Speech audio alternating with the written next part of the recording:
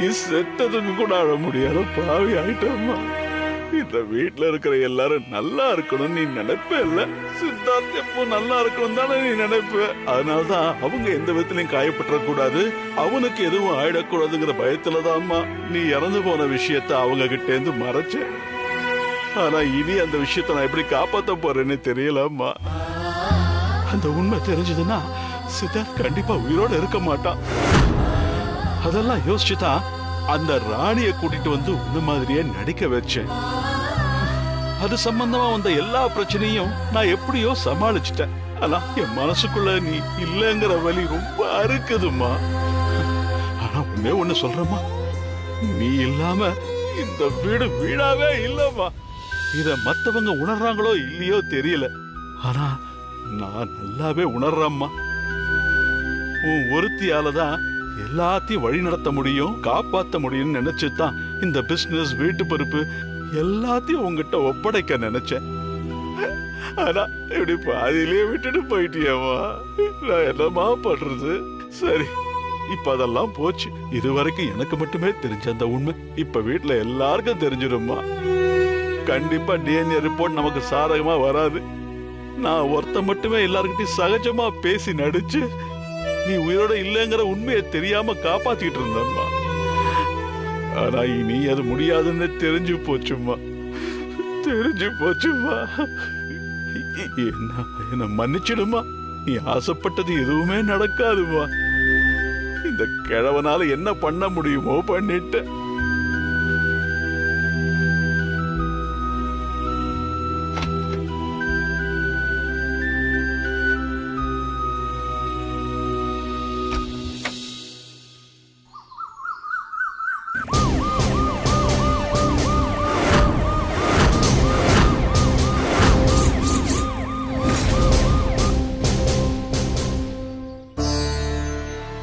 கடவுளே, சித்தார்த் எனக்கு எந்த பிரச்சனையும் இல்லாம திரும்பி வீட்டுக்கு வரணும். எல்லாரும் நல்லா வேண்டிக்கோங்க.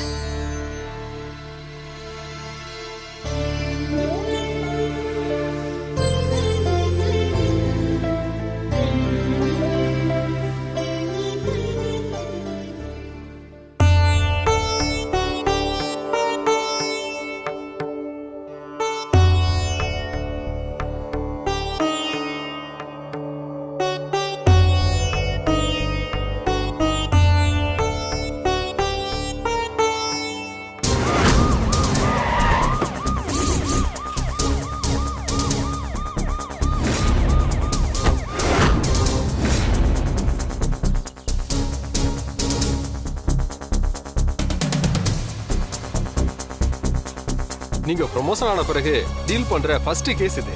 என்னோட வாழ்த்துக்கள் மேடம்.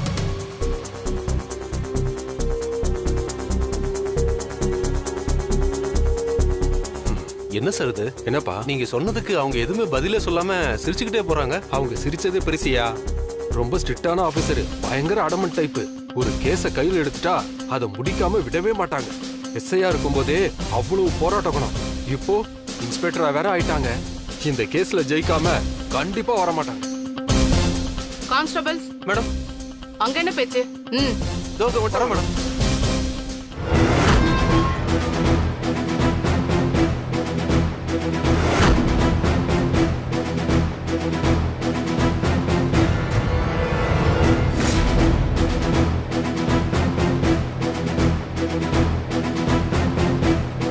வீட்ல யார் இருக்கீங்க? சார், தாத்தா, போலீஸ் வந்திருக்காங்க. என்னம்மா? போலீஸ் வந்திருக்காங்க. வாங்க, உள்ள வாங்க.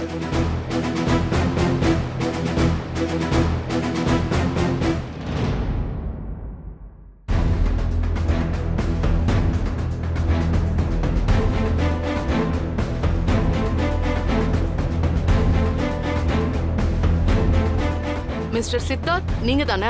வாங்க இன்ஸ்பெக்டர். ஆமா, நான் தான். என்ன விஷயம்?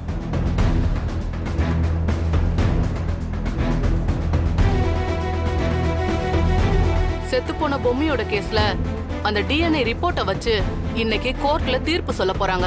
தெரியும்ல? ஏன் நல்லா தெரியும். அதுக்காக தான் நாங்க கோர்ட்டுக்கு கிளம்பிட்டு இருக்கோம். அதான் முன்னெச்சரிக்கை நடவடிக்கையா உங்களை அரெஸ்ட் பண்ண சொல்லி எனக்கு மேல இடத்துல இருந்து உத்தரவு வந்திருக்கு.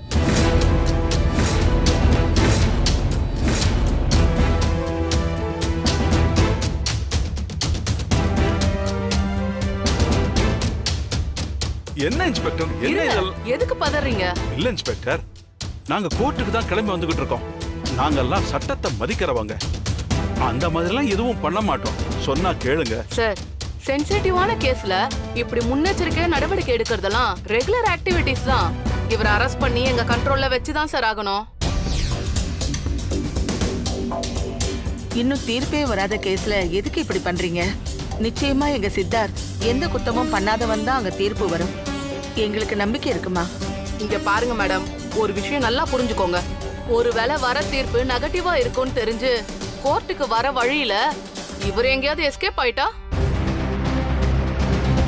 அதுக்கப்புறம் மொத்த தப்புமே நாங்க பண்ண மாதிரி ஆயிடுமே. அதுக்காக தான் இந்த முன்னெச்சரிக்கை நடவடிக்கை எல்லாம். இனி நிரந்தரமா இவன் உள்ளதான் இருக்க போறான். இன்னைக்கு தெரிஞ்சிடும் இவளோட பண்டவாளம். இத்தனை நாளா பொம்மி பொம்மின்னு நடிச்சு ஏமாத்திட்டு இருந்தால, இப்ப பாரு இப்படி கதி கலங்கி நிக்கிறான்னு. ஆமாத்த, திருடனுக்கு தேல் கொட்டின மாதிரி நிக்கிறான். போலீஸ பார்த்ததுல இருந்து உன் முகமே சரியில்லை. சரியான கேடியா இருப்ப போல இருக்கத்த. பொம்மி, நீ கோர்ட்டுக்கு வரணும், புரியுதா?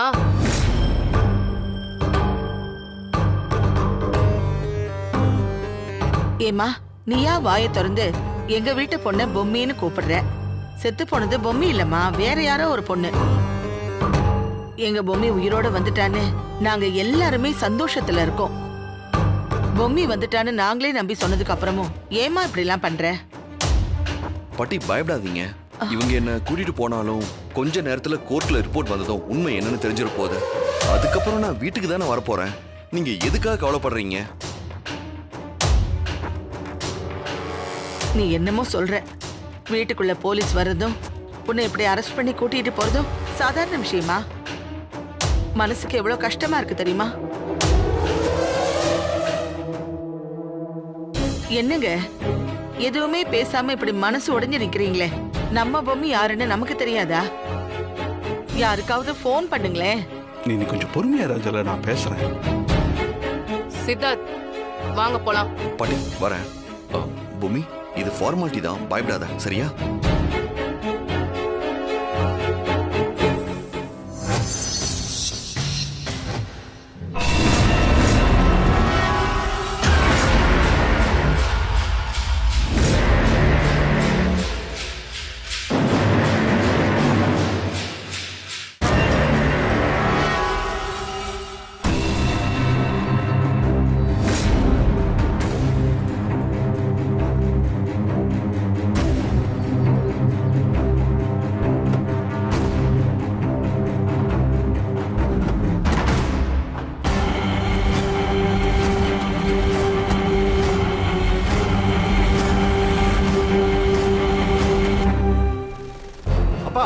இந்த அவமானம்லாம் நமக்கு தேவையாப்பா? எப்ப இவ இந்த வீட்டுக்குள்ள வந்தாலோ அப்பையில இருந்தே நம்ம குடும்பத்துக்கு கேடுகால ஆரம்பிச்சிருச்சு. அதுவும் செத்து போனவ திரும்பி வந்தா பாருங்க, இன்னும் கெட்டு நாசமா போச்சு.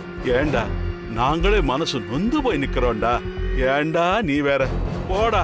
என்னமோ பண்ணிட்டு போங்க. இங்க என்ன வேடிக்கை? வா உள்ள. நீ உள்ள வா அஞ்சல. என்ன மாமா இது? நாம அவ பொம்மியே இல்லைன்னு சொல்றோம், அவர் என்னடா இப்படி பேசிட்டு இருக்காரு? உங்க அப்பா எப்பவும் இப்படிதான், அப்பப்போ நான் சிங்க்லயே நடந்துப்பாரு. ஐயோ, சித்தார்த் மேலேயே கை வச்சுட்டாங்க. இனி அந்த போலீஸ் கதி என்ன ஆக போகுதோ? என்ன மாமா, என்ன முணுமுணுக்குறீங்க? இல்ல ஒன்றும் இல்லை, நான் ஒன்றும் சொல்லலை. கேஸ் என்ன ஆகுமோன்னு ஒரு பயத்தோட யோசிச்சுக்கிட்டு இருந்தேன், அவ்வளோதான். வாங்க. எப்பா, போலீஸ பார்த்தோன்னே எனக்கு அள்ளு விட்டுருச்சு. என்ன போதோ ஏதாவது போதோன்னு பயந்துக்கினேன். நல்ல வேளை அந்த பொம்பளை விட்டுட்டு போயிட்டா. என்ன ராணி ரோஷனியா வேகுற? இல்ல, இந்த வீட்ல எல்லாரும் அவர் வந்துருவாரு அப்படின்னு சொல்றாங்களே, எப்படி வருவாரு? அந்த டாக்டரும் ஒத்துழைப்பு கொடுக்கல, இனி என்ன ஆகுமோன்னு எனக்கு பயமா இருக்குதுக்கா. அந்த இன்ஸ்பெக்டர் ஆண்டியும் சரி தாத்தா வாண்டியும் சரி அந்த தாடிகாரனும் பாட்டியும் நான் தான் பொம்மின்னு சொல்லும்போது மனசுக்கு ரொம்ப கஷ்டமா இருந்ததுக்கா. எல்லாரையும் ஏமாத்திட்டோம்ல, என்னதான் அவங்க மனசு கஷ்டப்படக்கூடாதுன்னு ஏமாத்தினா கூட இப்ப அவங்க என்னையே பொம்மின்னு நம்பின்னு பேச சொல்ல மனசு ரொம்ப கஷ்டப்படுதுக்கா. தப்பு பண்ணிட்டோம்க்கா. எப்படி அந்த ஆளு வெளியே வர போறான், எல்லாரோட கதியும் என்ன ஆக போதோ, இதெல்லாம் நினைக்க நெஞ்சே அடையுதுக்கா. சரி விடு, வா பாத்துக்கலாம்.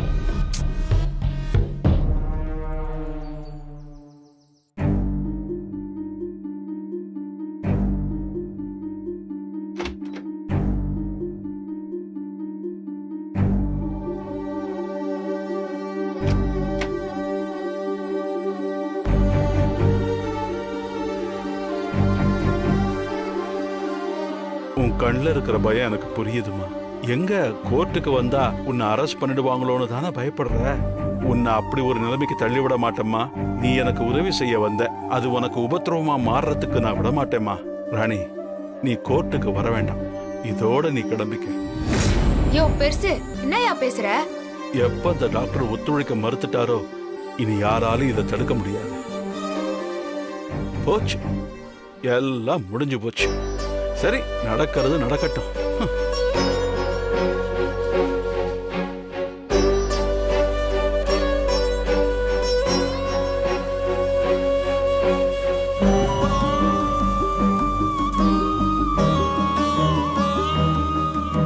இந்தாம்மா, என்னையா இது? திறந்து பாருமா, இது முழுசும் உனக்கு தான்.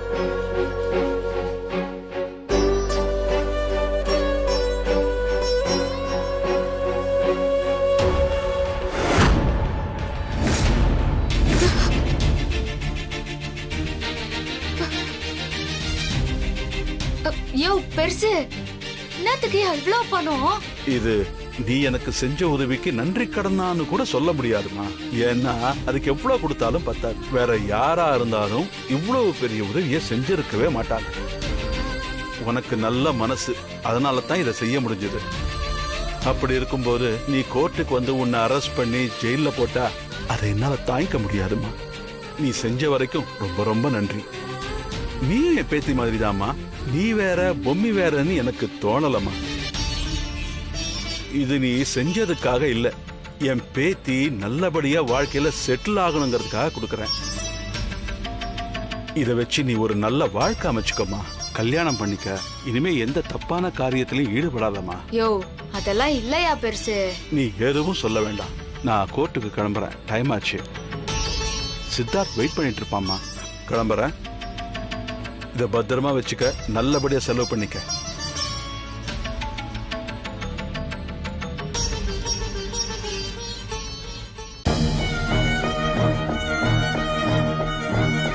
ராணி,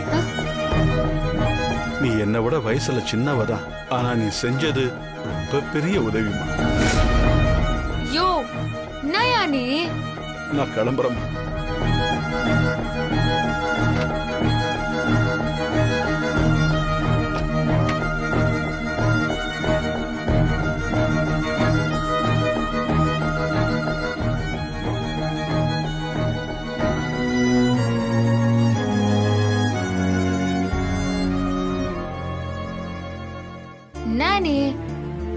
என்னமோ காரியம் எல்லாம் பண்ண உன் புருஷனை போலீஸ் வீட்டுக்குள்ளார புந்து கூட்டின்னு போறாங்க.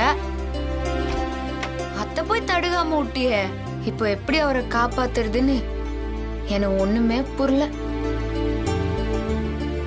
ராணி, அந்த பெருசு பேசினத நானும் கேட்டேன். நீ என்ன முடிவெத்துக்கிற ராணி?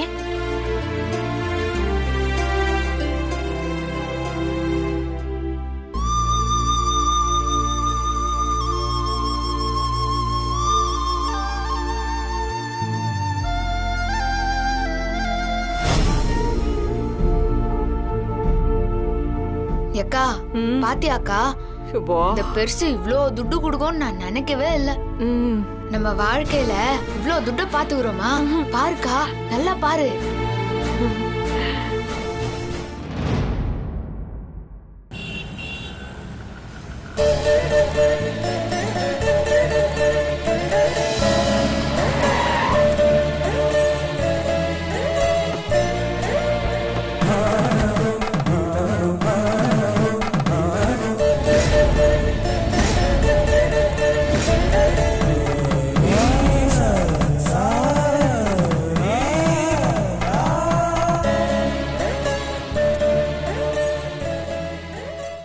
மேடம் கொஞ்சம் கூட ஹியூமனிட்டியே இல்லாம நடந்துக்கிறீங்க.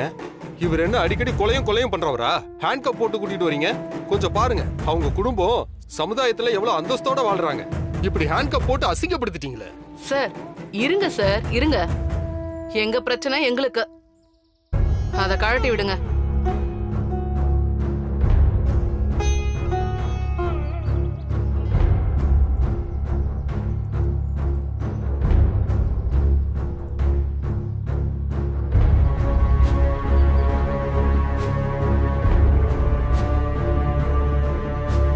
என்னடா இது, இனிமே நமக்கு எந்த பிரச்சனையும் இல்ல. பொம்மியும் நீயும் சேர்ந்து நல்லபடியா வாழ போறீங்கன்னு நினைச்சா திடீர்னு இப்படி ஆயிடுச்சேப்பா. கண்டிப்பா நமக்கு எதிராக யாரும் சதி பண்றாங்கப்பா. ஏண்டா அந்த கடவுளுக்கு கண்ணில்லாம போச்சுன்னே தெரியல. விடுங்க பாட்டி, நீங்க எதுக்கு இவ்வளவு கவலைப்படுறீங்க? பாட்டி இன்னும் கொஞ்ச நேரம் தானே பாட்டி, பொம்மி நம்ம கூட தானே இருக்கா. அப்படி இருக்கும்போது இந்த கேஸ் எப்படி பாட்டி நிக்கும்? நான் கூடிய சீக்கிரமே வெளியே வந்துருவோம் பாட்டி, நீங்க ஒன்னும் பயப்படாதீங்க. ஐயோ, நான் என்ன பண்ணுவேன்? ராணி இந்த கோர்ட்டுக்கு வரவே போறது இல்லையே. உண்மை தெரியும் போது சித்தார்த்து உள்ள போயிடுவான்.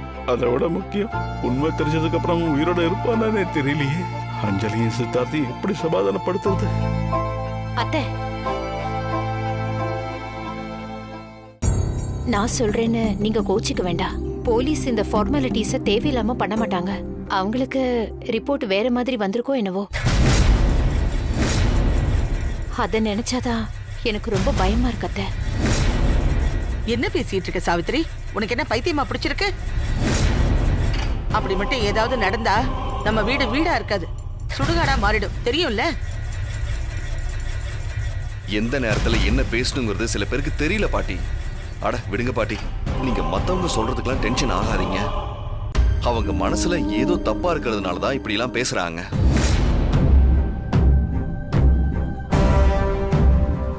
தாத்தா, எங்க பூமி ஆளையே காணோம்? அது வந்து தாமரையோட கோயிலுக்கு போயிட்டு வரேன்னு சொன்னாப்பா. ஓ, என்ன லாயர் சார், இன்னும் டைம் கொடுக்கணுமா இல்ல இவரை உள்ள கூட்டிட்டு போலாமா? பதில் சொல்லுங்க. இல்ல இதுக்கும் நீங்க ஏதாவது வாதாட போறீங்களா? ஜட்ஜே வந்துருவார் வக்கீல் சார், அதுக்கப்புறம் வேணா கூட்டிட்டு போகட்டுமா? சரி மேடம், நீங்க கூட்டிட்டு போங்க. வாங்க.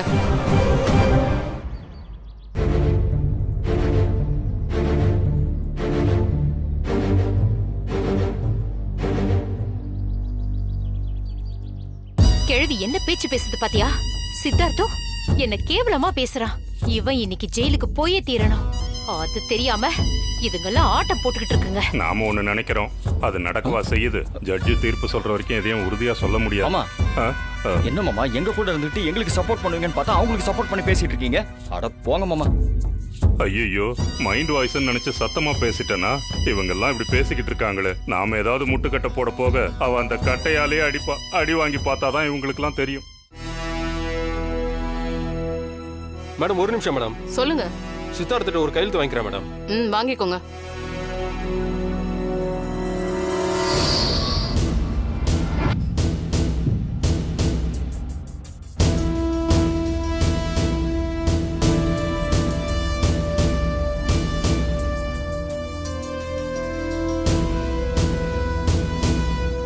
என்ன தாத்தா, உங்க முகம் ஏன் இப்படி இருக்கு? தாத்தா, இன்னைக்கு கேஸ்ல நாம தானே ஜெயிக்க போறோம், அப்புறம் ஏன் நீங்க இப்படி இருக்கீங்க? ஐயோ, நான் என்னன்னு இவங்கிட்ட சொல்லுவேன்? ரொம்ப நம்பிக்கையோட பேசுறானே, அந்த நம்பிக்கையை நானே கொண்டுட்டு வந்திருக்கேன்.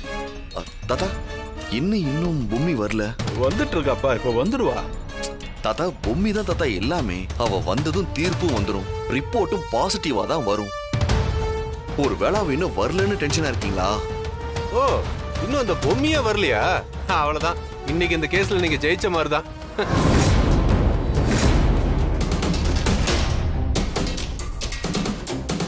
ஏன் சார், நீங்க வரும்போதே பொம்மியை கூட்டிட்டு வந்திருக்கலாம்ல? இப்போ பாருங்க, அவர் என்னமோ இப்பவே ஜெயிச்ச மாதிரி பார்த்தா பண்ணிட்டு போறாரு சார். போன் பண்ணி கொஞ்சம் சீக்கிரம் வர சொல்லுங்க சார். சொல்றேன்.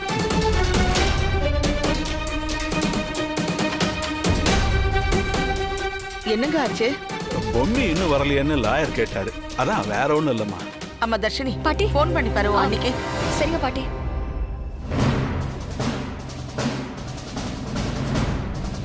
அழைக்கும் நபரின் எண்ணானது தற்சமயம் என்னாச்சு? ஸ்விட்ச் ஆஃப்னு வருது பாட்டி. ஏன் சுவிட்ச் ஆஃப் வருதுன்னு தெரியலையே. ராணி ஒரேடியா போயிட்டான்னு தெரியாம சித்தார்த்தும் ஒட்டுமொத்த குடும்பமும் அவ வந்துருவான்ற நம்பிக்கையோட இருக்காங்களே. நான் என்ன பண்ணட்டும்? நான் மறுபடியும் அன்னைக்கு ஃபோன் பண்ணி பார்க்கறேன். சரி பண்ணி பாரு.